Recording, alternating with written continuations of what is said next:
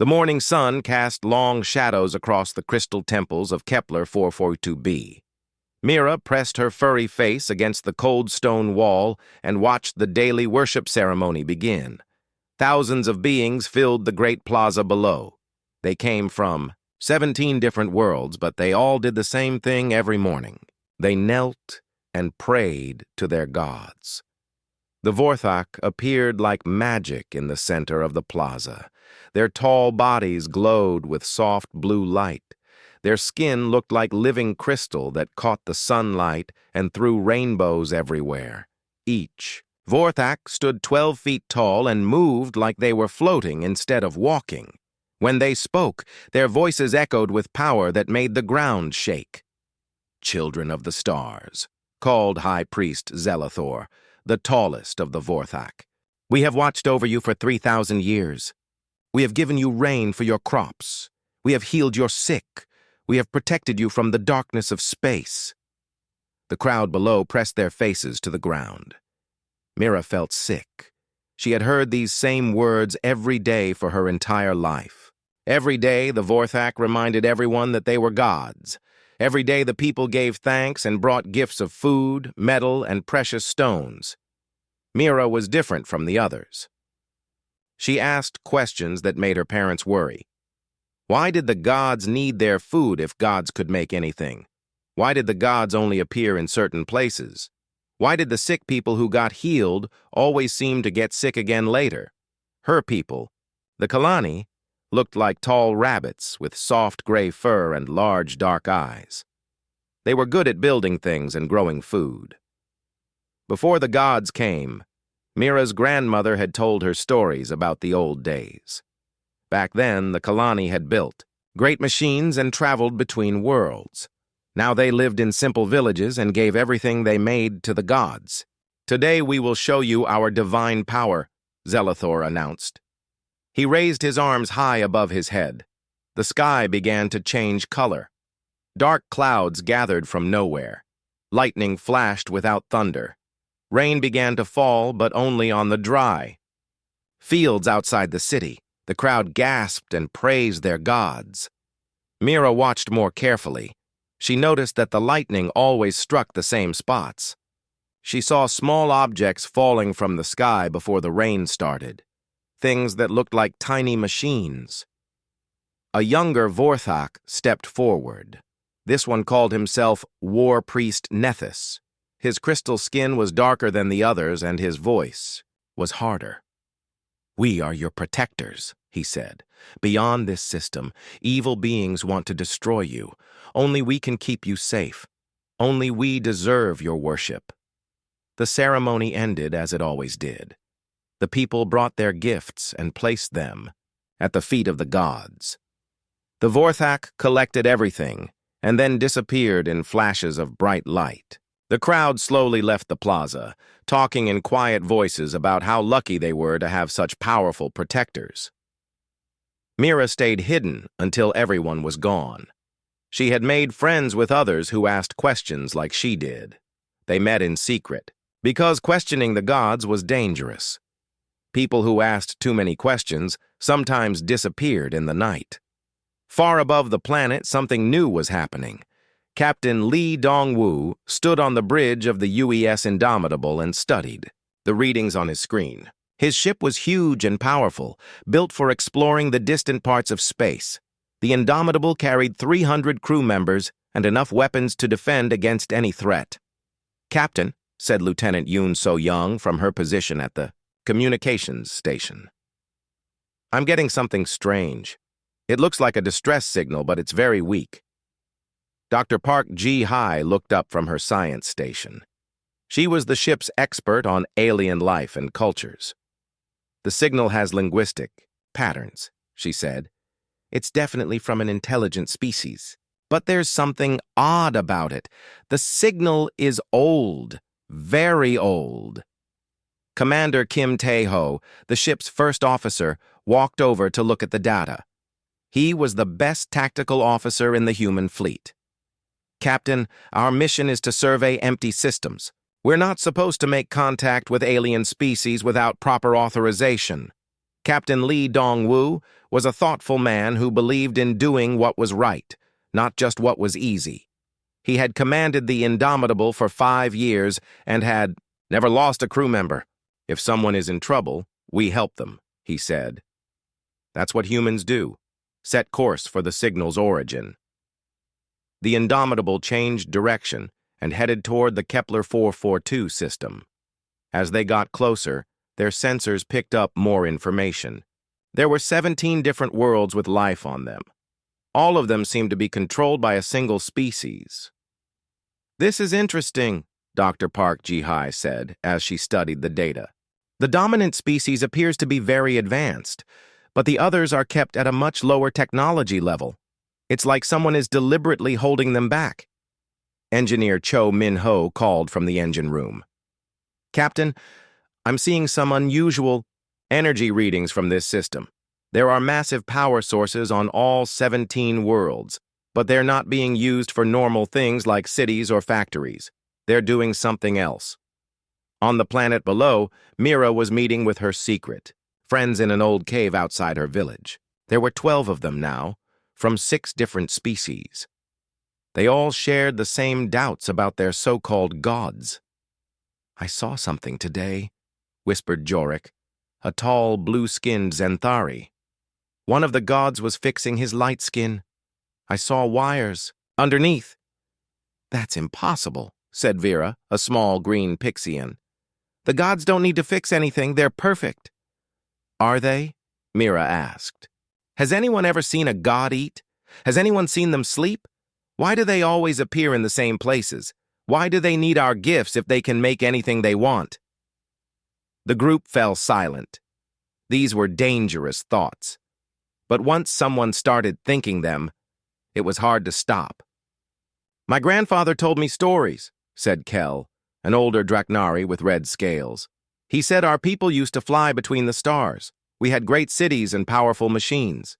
Then the gods came and told us we didn't need those things anymore. They would take care of everything." "What happened to the machines?" Mira asked. "The gods took them away. They said technology was dangerous for lesser beings like us. Only gods could be trusted with such power." Above them, the Indomitable entered the outer edge of the Kepler 442 system. Captain Lee Dong-woo ordered the ship to go slowly and scan everything. He wanted to understand this place before making. "Contact, Captain," Commander Kim Tae-ho reported. "I'm detecting a ship moving toward us. It's much smaller than ours, but it's definitely armed." "Red alert," the captain ordered. "Shields up, but do not charge weapons unless they attack first." The alien ship was beautiful and terrible at the same time. It looked like it was made of living crystal and light. As it got closer, a message came through on all communication channels. The face that appeared on the main screen was clearly not human. It was tall and glowing, with skin like crystal and eyes that seemed to hold the light of stars. When it spoke, its voice was deep and commanding. "I am High Priest Zelithor of the Divine Vorthak," the being said. "You have entered sacred space. You will kneel before our divine presence and submit to our holy rule. Lower your shields and prepare to be boarded. We will decide if you are worthy to serve us." Captain Lee Dong-woo looked at the alien on his screen. He had dealt with many different species during his career. Some were friendly, some were hostile, and some were just different. But he had never met anyone who claimed to be a god. "This is Captain Lee Dong-woo of the United Earth ship Indomitable," he replied calmly. "We come in peace. We received a distress signal from this system and came to offer assistance. We don't recognize any divine authority except our own beliefs." The reaction was immediate. Zelithor's glowing face showed shock and anger. "You dare refuse to acknowledge our divinity? We have ruled this system for 3,000 years. All beings kneel before the Vorthak. You will submit or be destroyed." Dr. Park Ji-hai was recording everything. She had never seen anything like this.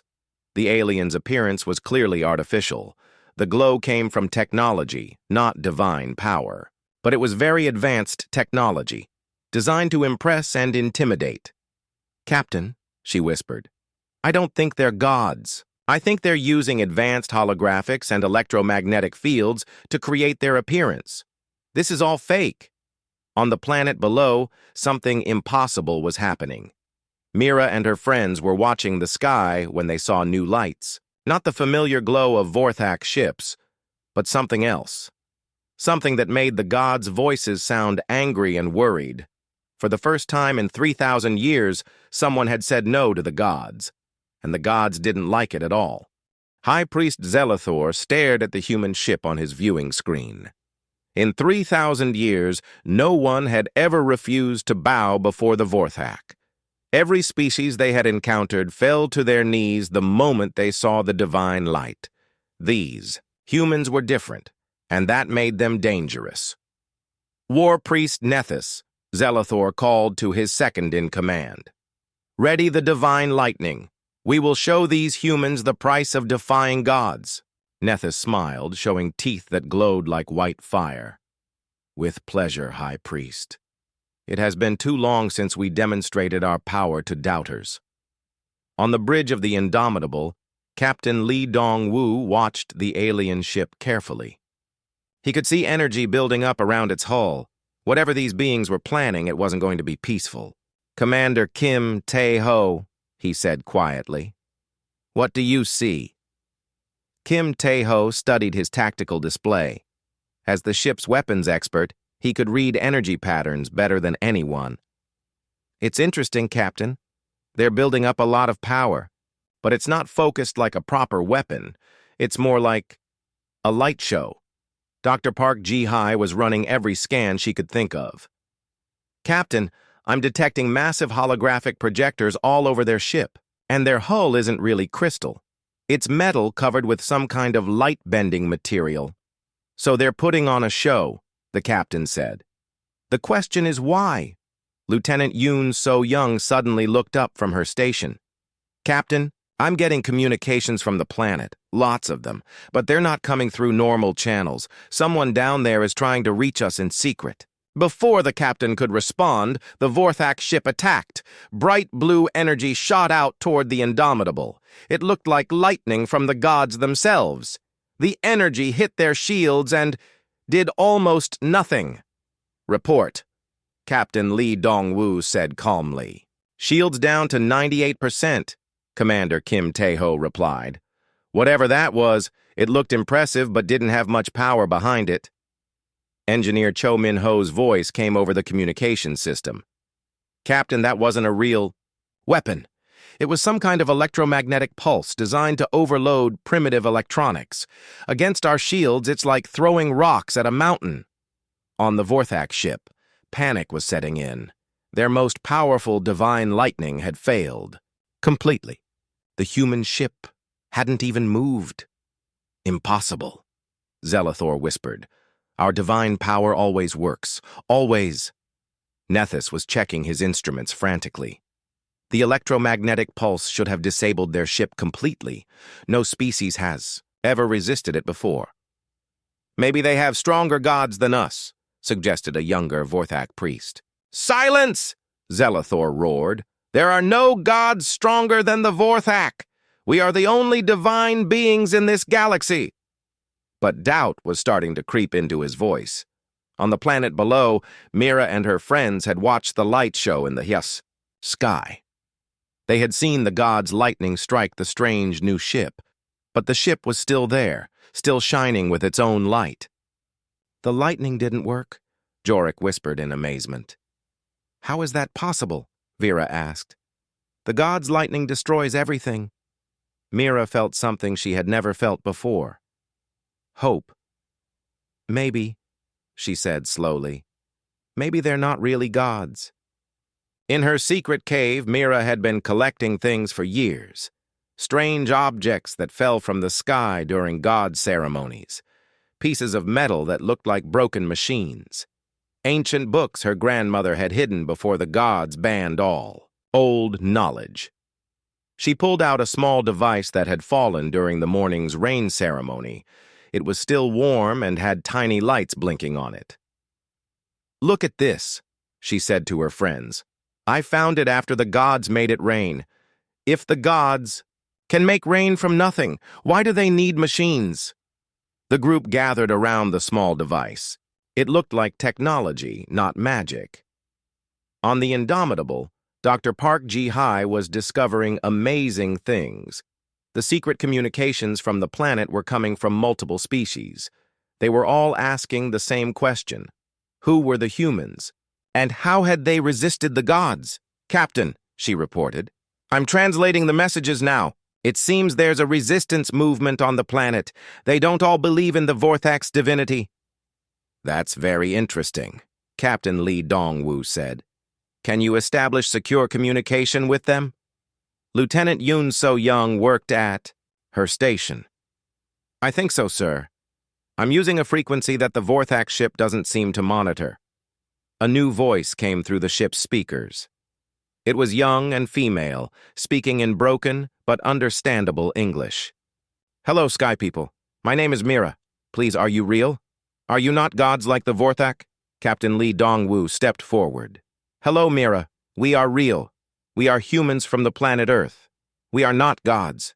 We're explorers who came because we heard someone needed help." There was a long pause. Then Mira's voice came back, filled with excitement and fear. You are not gods? But you stopped the divine lightning. Only gods can do that. We stopped it with technology, the captain explained. Advanced science and engineering, not magic or divine power. On the planet, Mira's friends were listening to every word. The idea that someone could resist the gods with technology instead of divine power was revolutionary. "If they can do it," Kel the old Draknari said, "maybe the gods aren't really gods at all." High Priest Zelathor was becoming desperate. He ordered his ship to move closer to the human vessel. "We will board their ship," he declared. "We will show them our divine presence in person. No being can resist us when they see our true glory." But as the Vorthak ship approached, the humans got a much better look at it. Dr. Park Ji-hai ran detailed scans and made a shocking discovery. "Captain, their ship is running on technology that's actually less advanced than ours. They're using a lot of power to create illusions, but underneath it's just a normal starship. And, sir, I'm detecting life support systems designed for a species that breathes oxygen and needs water, just like humans." Commander Kim Tae-ho studied the tactical data. "Their weapons are all for show, Captain. They're designed to look impressive and disable primitive technology, but they couldn't hurt a modern starship." Engineer Cho Min-ho added his analysis. "The whole ship is basically one big special effects machine. They're using 90% of their power just to maintain their glowing appearance." Captain Lee Dong-woo made a decision. "Mira, are you still listening?" "Yes, Sky Captain. We are here. I want you to watch the sky carefully. We're going to show you something that might surprise you." The captain turned to his crew. "Cho Min-ho, can you disrupt their holographic projectors without damaging their ship?" "Easily, Captain. Their systems are designed to impress, not to defend against real interference. Do it." A pulse of energy shot out from the Indomitable. It wasn't a weapon, just a burst of electromagnetic interference. The pulse hit the Vorthak ship and suddenly everything changed. The beautiful crystal hull flickered and disappeared. The divine glow went out like a candle in the wind. What remained was just a normal metal spaceship, smaller and older than the human vessel. On the planet, 17 different species looked up at the sky and saw their god's ship without its disguise for the first time in 3,000 years. High Priest Zelathor screamed in rage as his ship's true appearance was revealed. Emergency power kicked in and the illusions came back, but the damage was done. For just a moment, millions of beings had seen the truth. "You will pay for this blasphemy!" Zelathor roared at the human ship. "We are gods! We have always been gods!" "Captain," Lee Dongwoo's voice was calm and steady. "You're not gods. You're just people with advanced technology using it to control others. We've seen this before." In her cave, Mira was shaking with excitement and fear. She had seen it. Everyone had seen it. The god's ship looked like a machine when the sky people made the lights go away. "Did you see?" she whispered to her friends.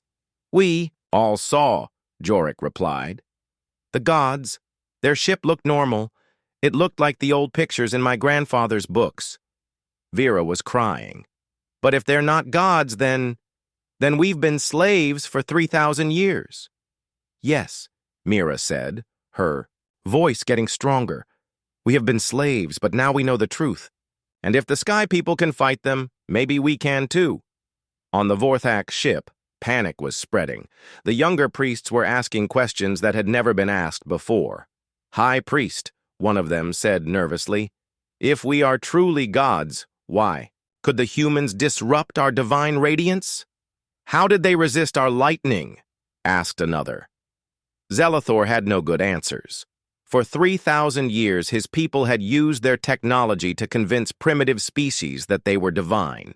It had always worked because no one had ever been advanced enough to see through the deception. Now, everything was falling apart. We must destroy the humans, Nethys declared. If word spreads that gods can be resisted, our entire empire will collapse.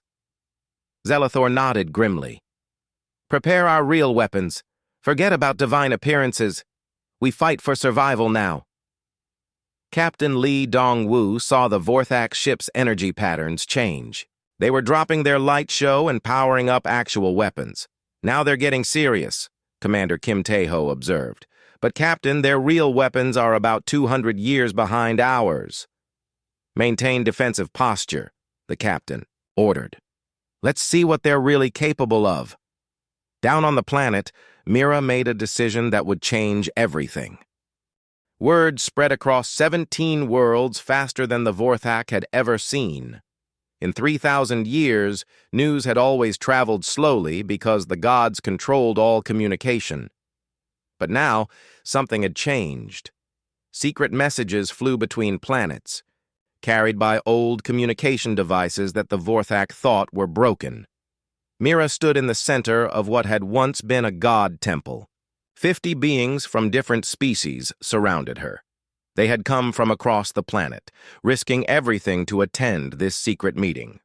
For the first time since the gods arrived, beings were gathering without permission.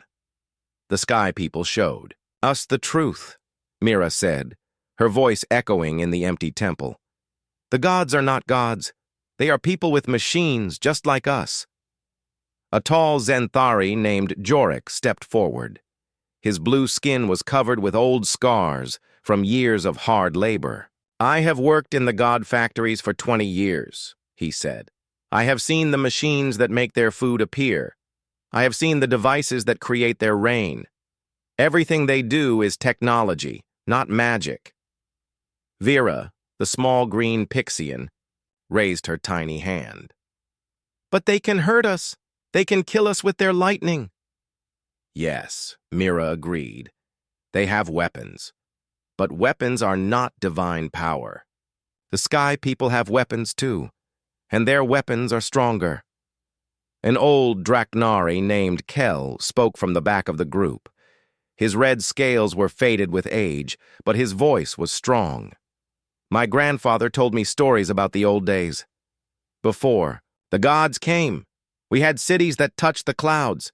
We had ships that sailed between stars. We were not primitive beings who needed gods to take care of us. The crowd murmured with excitement and fear. These were dangerous ideas. If the gods found out about this meeting, everyone here would disappear. But for the first time in their lives, they felt hope. High above the planet, Captain Lee Dong-woo was learning more about the Vorthak Empire. Dr. Park Ji-hae had been studying their communications and had made disturbing discoveries.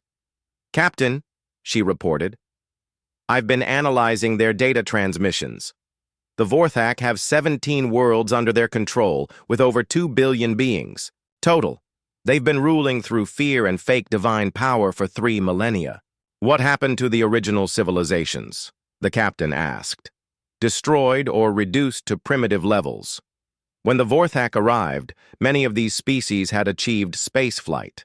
The Vorthak systematically destroyed their technology and knowledge, Then convinced them that advanced technology was dangerous and only gods could be trusted with it. Commander Kim Tae-ho looked up from his tactical station. Captain, we're detecting unusual energy readings from the planet. It looks like old communication networks are coming back online. Lieutenant Yoon So-young was monitoring the communications. Sir, the secret messages are multiplying. The resistance is growing fast. I'm hearing from groups on 12 different worlds now. Engineer Cho Min-ho's voice came from the engine room. Captain, I've been studying the Vorthak technology. It's sophisticated in some ways, but very specialized. They put all their research into creating illusions and controlling primitive technology. Their actual military capabilities are limited. On the Vorthak command ship, High Priest Zelathor was facing the greatest crisis in his long life. Reports were coming in from all 17 worlds. Beings everywhere were asking questions they had never asked before. The humans must be destroyed, War Priest Nethys declared. Every moment they remain in our space, our divine authority weakens. Zelathor nodded slowly. Yes, but we must be careful. If we attack them with our real weapons and fail, it will prove we are not gods.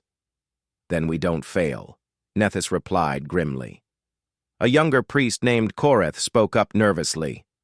High Priest, what if the humans are right? What if we are not truly divine? The silence that followed was terrifying. In 3,000 years, no Vorthak had ever questioned their own divinity. You dare doubt our holy nature? Zelathor's voice was deadly quiet. I just wonder how mortals could resist our power if we are truly gods. Nethys struck Koreth down with the energy weapon. Blasphemy will not be tolerated. We are gods because we say we are gods. We are gods because we have the power to make others believe it. But doubt, once planted, grows quickly. Down on the planet, Mira's rebellion was spreading beyond anything she had imagined. The old communication networks that her grandfather's generation had built were still there, hidden beneath 3,000 years of neglect. When the gods banned technology, they hadn't found everything. Beings who had been slaves for their entire lives were remembering that their ancestors had been free. They were remembering that they had once built great things and traveled to distant stars. We need weapons, said a fierce Carillion warrior named Brack. His people had once been the greatest fighters in the galaxy before the gods made them into farmers. We need knowledge, countered Lila, a wise Elthari who had secretly kept forbidden books for decades. Weapons without understanding are useless. Mira looked around at the growing crowd. We need both. But first, we need to contact the Sky people. They might help us. Using an old communication device that her grandmother had hidden, Mira sent a message to the human ship. Sky Captain Lee Dong-woo, this is Mira. The truth spreads to all worlds. Many beings now know the gods are false. Can you help us become free? Captain Lee Dong-woo received the message while studying star charts with his senior officers. The situation was becoming more complex by the hour. Captain, Dr. Park Ji-hai said, we have a problem. The Vorthak are starting to move military ships toward this position. It looks like they're planning a major attack. How many ships? Commander. Kim Tae-ho asked. 12, possibly more. They're coming from different worlds. Captain Lee Dong-woo considered his options. The Indomitable was powerful, but he had a crew to protect. On the other hand, billions of beings were counting on them. Send a message to Earth, he decided. Tell them what we found here. Request backup and permission to intervene. That will take weeks, sir, Lieutenant Yoon So-young pointed out. The nearest Earth ship is months away. Then we do what we can with what we have, the captain replied. He activated the communication system. Mira, this is Captain Lee Dong-woo. We will help you, but you must help yourselves too. Do your people remember how to use technology? Mira's voice came back quickly. Some do. The old ones remember the forbidden knowledge. We have hidden books and broken machines. Then it's time to remember who you used to be. On 17 worlds, something amazing began to happen. Beings who had been forbidden to use anything more advanced than simple tools began to remember their heritage. Hidden knowledge was shared. Broken machines were repaired. Ancient communication networks came back to life. The Carillion warriors remembered how to forge metal. The Elthari scientists remembered chemistry and physics. The Zenthari engineers remembered how to build vehicles and weapons. It was like watching 17 civilizations wake up from a 3,000-year sleep. But the Vorthak were not going to let their empire crumble without a fight. High Priest Zelathor stood before a massive holographic display showing all 17 worlds. Red lights were appearing everywhere as reports of rebellion reached his command ship. "This ends now," he declared. "Prepare the Divine Judgment Protocol." War Priest Nethys smiled coldly. "The orbital bombardment systems?" "All of them. We will. Remind these ungrateful beings why they bow before gods, and we will show the humans what happens to those who defy divine will." "What about the believers who remain faithful?" asked a nervous priest. "Acceptable losses," Zelathor replied without emotion. "Fear is more important than love. It is time these worlds remembered why they worship us." Captain Li Dongwu's sensors detected the Vorthak ships moving into bombardment positions around several worlds. "Captain," Commander Kim Tae-ho reported urgently, "they're targeting population centers. This isn't going to be a battle. This is going to be a massacre." "Doctor," Park Ji-hai ran calculations quickly. "If they bombard the major cities, they could kill millions." The captain made his decision. "All hands to battle stations. We're going to stop them." "Sir," Commander Kim Tae-ho said quietly, "we're one ship against 12. The odds are not good." Captain Li Dongwu looked at his crew. These were good. People who had signed up to explore space and help others. Now they were about to risk their lives for beings they had never met. "Sometimes," he said, "doing the right thing means fighting impossible odds. Anyone who wants to object can speak now." No one spoke. The crew of the Indomitable prepared for battle. On the planet below, Mira felt the ground shake as hidden weapons systems activated for the first time in centuries. Her people had found the old defense networks and were bringing them online. "The gods are preparing to attack," she announced to her followers. "But we are not the same beings they enslaved 3,000 years ago. We remember who we were. We remember how to fight."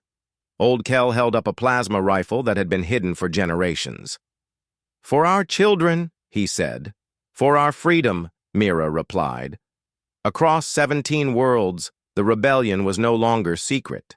Beings everywhere were choosing between continuing to live as slaves or dying as free people. High above them all, a human starship prepared to face an enemy that had forgotten what it meant to fight someone who could fight back. The age of false gods was ending. The question was how many would die before it was over. The first blast from the Vorthak orbital weapons lit up the night sky like a second sun. Captain Li Dongwu watched from the bridge of the Indomitable as energy beams struck the planet below. But instead of defenseless cities, the beams hit, shimmering energy shields that sparked and held. "Impossible," War Priest Nethys whispered aboard his command ship. "The primitive beings have no shield technology." On the planet's surface, Mira stood in the control room of an ancient defense station. The walls around her hummed with power as massive generators came online for the first time in 3 millennia. Beings from a dozen different species worked at control panels, their hands remembering skills their grandparents had been forced to forget. "Shields are holding at 60%, reported Jorik, his blue fingers dancing across holographic displays. "But they won't last long against sustained bombardment." Old Kel limped over to another control station. His red scales were bright with excitement. "Weapon systems are coming online. These old guns still have some bite left in them." High above, Captain Li Dongwu made his move. "All power to engines. Take us into the middle of their formation. Commander, Kim Tae-ho looked up from his tactical display. Sir, that will put us in range of all 12 ships at once. Exactly. If they're shooting at us, they're not shooting at the planet. The captain's voice was calm, but his eyes were hard as steel. Cho Min-ho, I need maximum power to shields and weapons. You've got it, Captain. The engineer's voice came through the speakers. But I can't promise how long we can hold against 12 ships. Dr. Park Ji-hai was working frantically at her science station. Captain, I've found something. The Vorthak ships are all connected to a central control network. If we could disrupt it, do it, the captain ordered. The Indomitable shot forward like a bolt of lightning, diving straight into the center of the Vorthak formation. Enemy ships fired from all directions, but the human vessel's shields deflected the attacks with ease. Their weapons are weaker than I expected, Commander Kim Tae-ho reported. They're designed to intimidate primitives, not fight real battles. Lieutenant Yoon So-young was monitoring enemy communications. Sir, they're panicking. I'm hearing reports that their divine radiance is failing under our attack. The Vorthak ships were indeed losing their godlike appearance. Under sustained fire from human weapons, their holographic projectors were overloading. One by one, the crystalline hulls flickered and revealed ordinary metal ships underneath. On 17 worlds, billions of beings looked up and saw their gods, ships appearing and disappearing like broken lights. High Priest Zelathor screamed orders at his crew. Restore divine appearance! The beings below must not see us as we truly are! We're trying, High Priest, a technician replied frantically. But the human weapons are disrupting all our illusion systems. War Priest Nethys grabbed the technician by the throat. Then stop playing games and use our real weapons.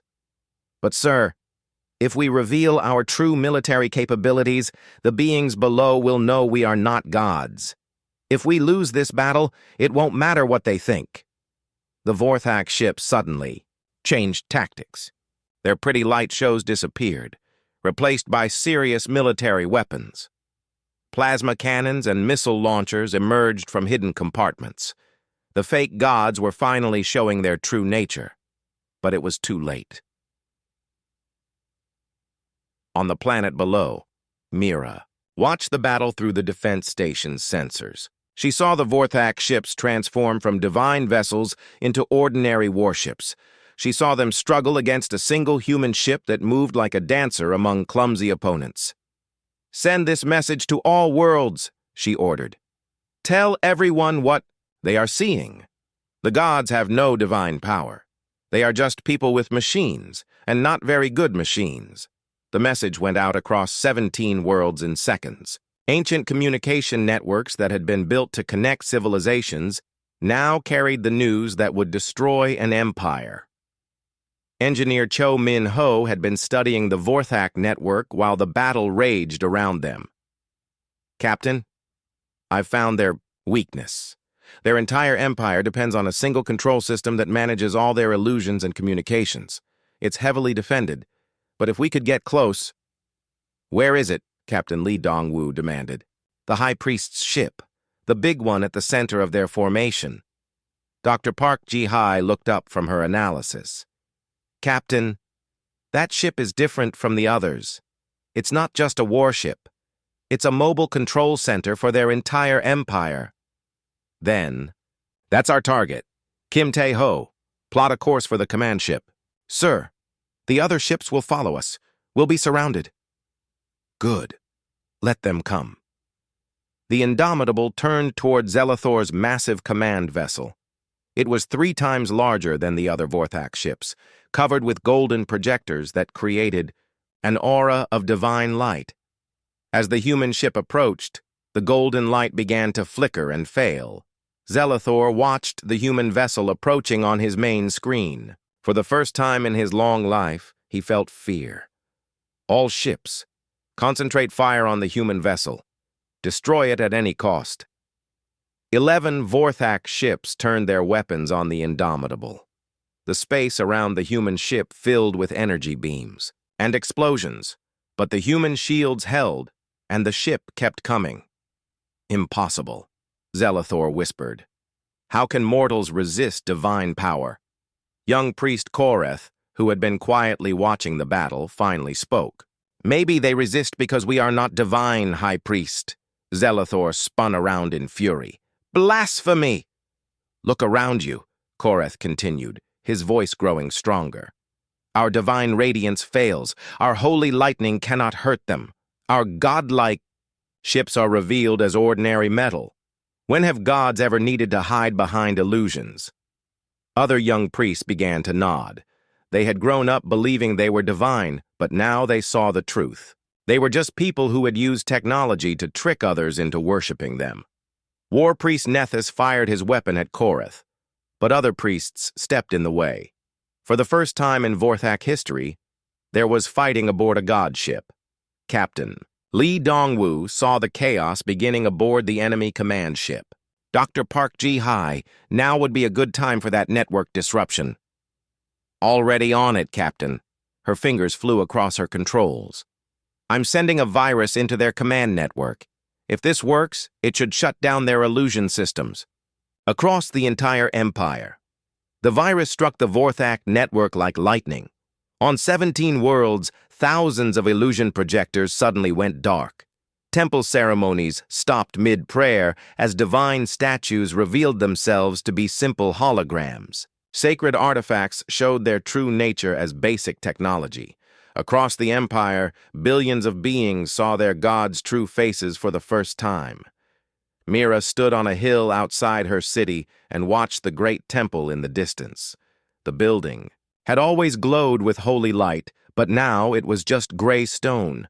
The floating divine symbols were gone. The magical fountains had stopped flowing. It's over, she whispered.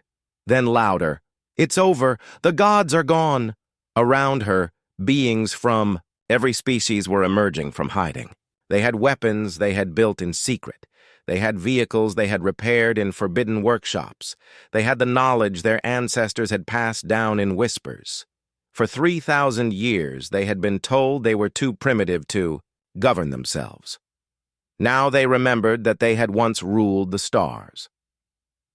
The revolution began on 17 worlds at the same moment. On the Vorthak command ship, High Priest Zelathor made one last, desperate attempt to maintain control. All remaining ships prepare to ram the human vessel. We die as gods, or not at all. But his ships were no longer responding to his commands.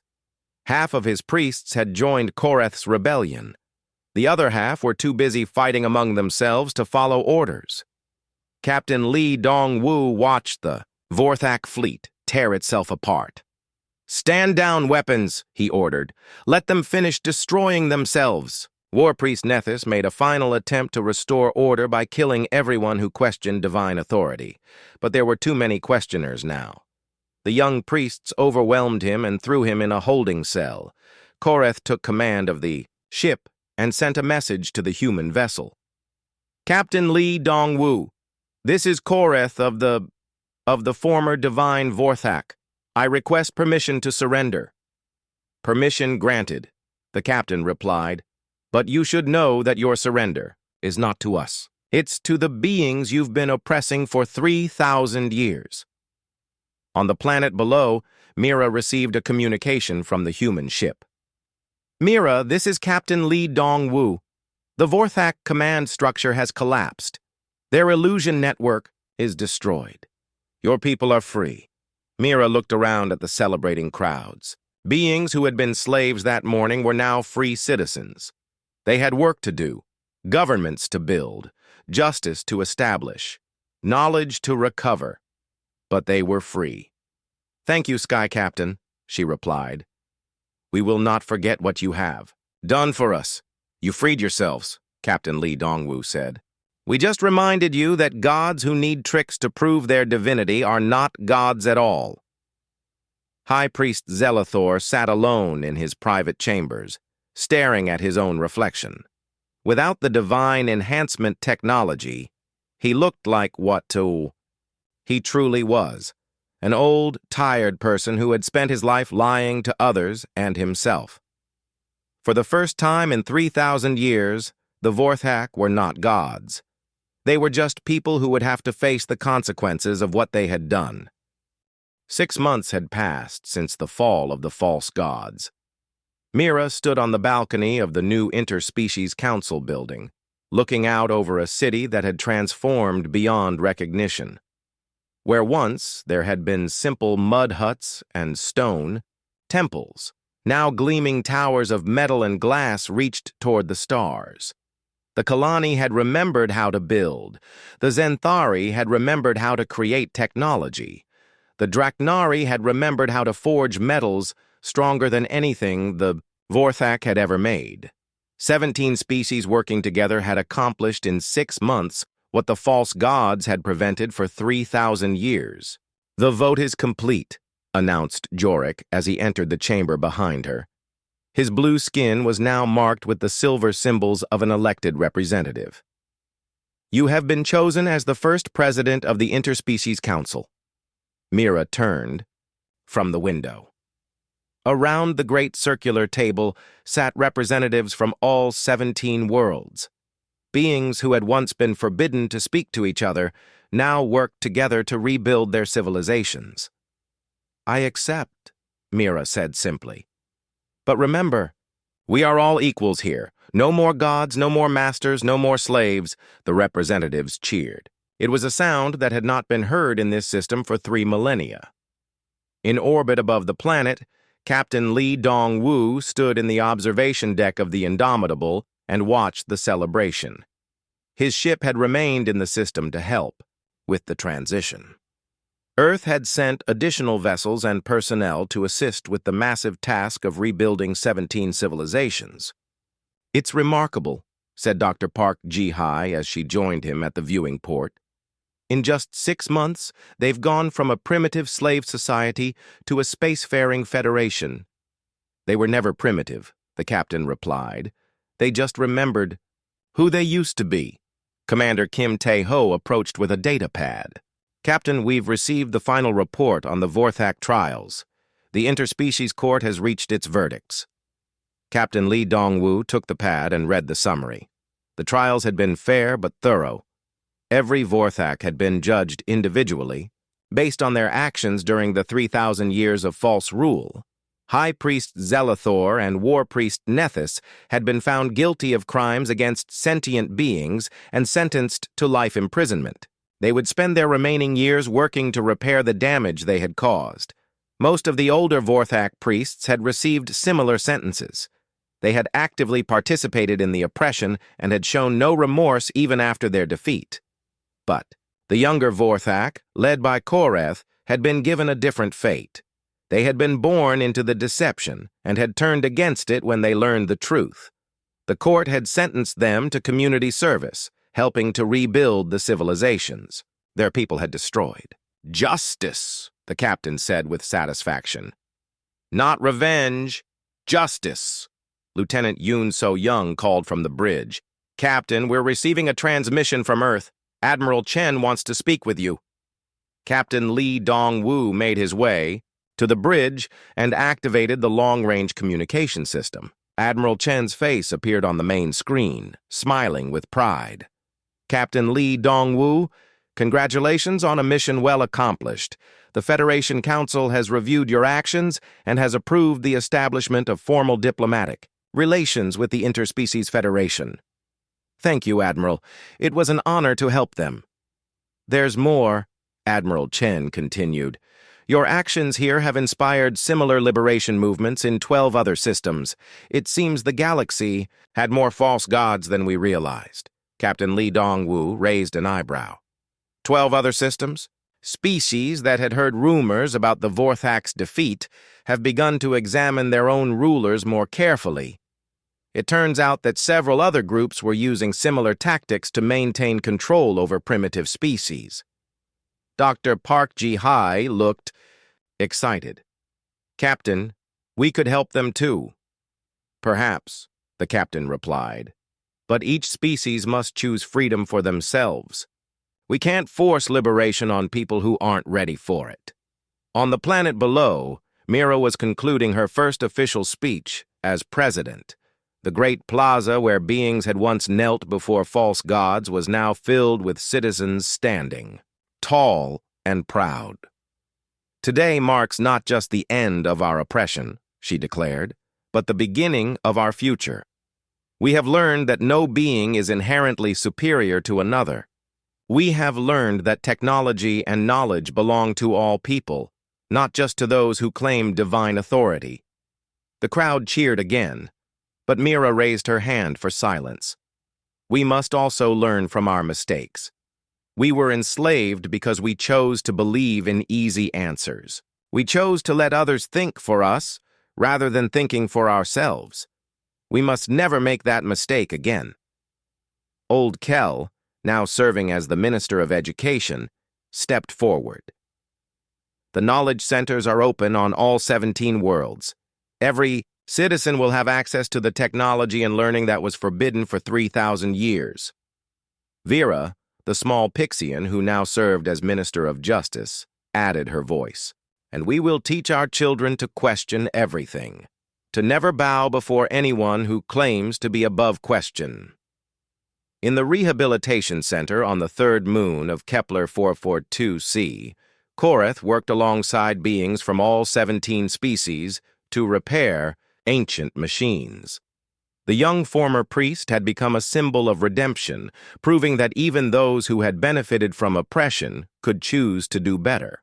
I was born believing I was a god, he said to a group of Kalani engineers. I never questioned whether that belief was true, but now I know that the only divine thing in the universe is the capacity for people to choose good over evil, freedom over slavery, truth over comfortable lies. The Kalani nodded respectfully. They had forgiven him, not because his crimes were small, but because his repentance was genuine. High Priest Zelathor sat in his prison cell, staring at the walls. Unlike Korath, he had refused to accept that he was not divine. Even now, even after everything that had happened, he believed that. He was meant to rule over others. You will see, he muttered to himself. When chaos comes, when these primitive beings destroy themselves with their freedom, they will beg for the gods to return. They will remember that some are born to rule and others to serve. But no one was listening. The universe had moved on, without him. Captain Lee Dong-woo prepared to leave the system. The Indomitable had done its work here. The new Federation could stand on its own now. Captain, Engineer Cho Min-ho called from the engine room, all systems are ready for departure. Thank you, Cho Min-ho. Set course for the next system that needs our help. Before they left, Mira sent one final message to the human ship. Captain Lee Dong-woo, the Interspecies Federation will never forget what you taught us. Not just that false gods can be defeated, but that every being has the right to stand tall and make their own choices.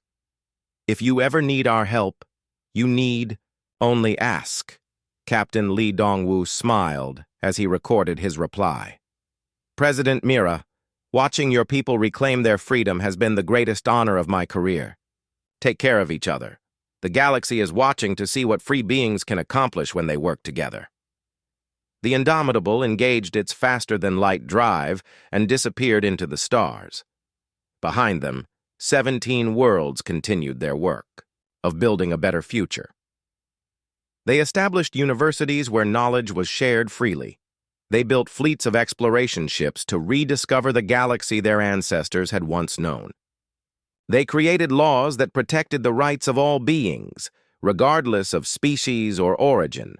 Most importantly, they taught their children to think for themselves. Years later, when other species encountered the Interspecies Federation, they found something remarkable.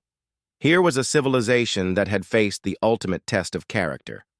They had been given the choice between comfortable slavery and difficult freedom. They had chosen freedom, and in making that choice, they had become something greater than they had ever been before. Not because gods had lifted them up, but because they had lifted themselves. The false gods were gone forever. But the truth remained, that every being in the universe has the right to stand equal under the stars. bowing to no one who claims authority without consent. The age of gods was over. The age of citizens had begun. Far away, on distant worlds where other false gods still ruled, beings looked up at the stars and whispered stories about the day when humans came and reminded them that gods who needed tricks were not gods at all. And in the darkness between the stars, other human ships traveled toward systems where freedom was still just a dream. The galaxy was vast, and there was much work still to be done. But one system at a time, one species at a time, the truth was spreading. No one was born to rule. No one was born to serve. Everyone was born free. The humans had reminded the galaxy of this simple truth, and the galaxy would never be the same again.